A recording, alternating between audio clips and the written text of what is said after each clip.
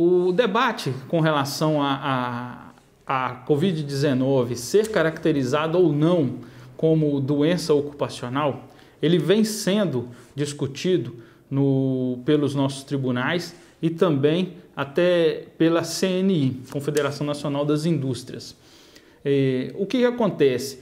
A MP 927, ela veio, através do artigo 29, veio dizendo expressamente que a Covid-19 não é considerada doença ocupacional, a menos que se comprove o nexo de causalidade.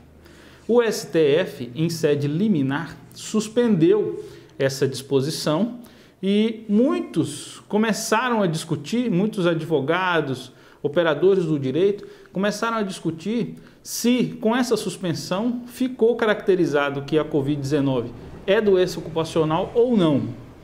Bom, o fato é que a Covid-19, por enquanto, ela não é uma doença ocupacional, porque existe toda uma legislação trabalhista e previdenciária que classifica as doenças ocupacionais e doenças do trabalho. O que se tem que colocar agora é que cada juiz, em cada situação, ele vai avaliar se o empregado estava exposto àquele risco biológico ou não. Por exemplo, o profissional da saúde, ele está exposto. Aquele que trabalha com limpeza de áreas públicas, ele está exposto. Aqueles profissionais da linha de frente do combate, por exemplo, coveiros, eles estão expostos. Então, essas atividades, existe uma presunção de que vai estar em contato, né, com o risco de contaminação. Mas vai caber a cada juiz analisar a situação no caso concreto. Pela nossa experiência e pela jurisprudência, né, o que vem sendo discutido, tudo indica que a Covid-19 não vai ser considerada uma doença ocupacional. Por quê? Existe o artigo 20 da Lei 8213, a Lei Previdenciária, que ela exclui algumas doenças como ocupacional. Por exemplo, são as doenças endêmicas, que há incidência em regiões endêmicas. Por exemplo, a malária, a doença de Chagas. O Poder Judiciário, muito embora o empregado esteja exposto a esse risco nessas regiões endêmicas, ele não classifica como uma doença ocupacional, doença do trabalho. Por quê? Não há como fazer uma distinção se o empregado ele contraiu essa doença em casa, no trabalho, no caminho ou em algum lugar, porque ela é incidente em toda a região.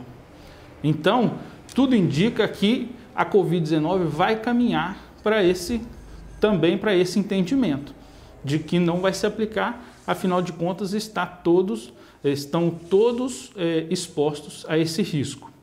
Diferente daquele que, além de estar exposto normalmente, estão mais na linha de frente da doença, né? Como eu disse, os profissionais da saúde, coveiros, etc.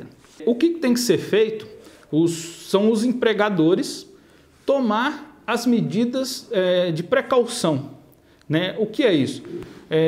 Fornecer aos empregados o EPI, né? Os equipamentos de proteção individual e tomar medidas de EPC, proteção coletiva, equipamentos de proteção coletiva. O que seria isso? Seria higienizar, né, o ambiente de trabalho, evitar que pessoas contaminadas entrem em contato com seus empregados. Então, a primeira medida é procurar um médico do trabalho ou um engenheiro de segurança do trabalho para poder fazer uma análise daquela atividade e aplicar efetivamente as medidas de proteção ao seu empregado, através de EPI e EPC. EPI são as máscaras, são os uniformes, botas, luvas, etc. Então ele tem que aplicar isso e documentar isso. Para quê? Numa futura discussão, ele mostrar que o empregado, se ele agiu de forma a proteger a integridade, a saúde do empregado. Isso vai ser discutido na Justiça do Trabalho.